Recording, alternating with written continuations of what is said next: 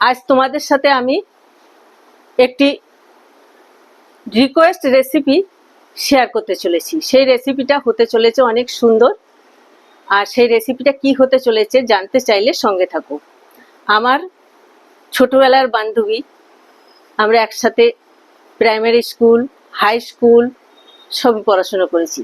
সেই প্রিয় ছোটবেলার বান্ধবী আমাকে রিকোয়েস্ট করেছে যে তুলিকা, তুই একদিন মুসুরির ডালটা প্রথম থেকে শেষ অবধি দেখাবি, আমি দেখবো তুই কিভাবে করিস।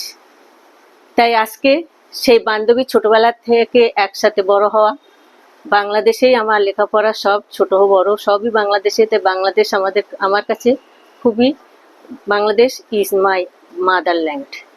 তাই আমার সেই বান্ধবীর অনুরোধে আমি আজ এই রেসিপি শুরু করতে চলেছি। চলো রেসিপিটা কি কি লাগবে দেখে নাও। চলো আমার রান্নাঘরে।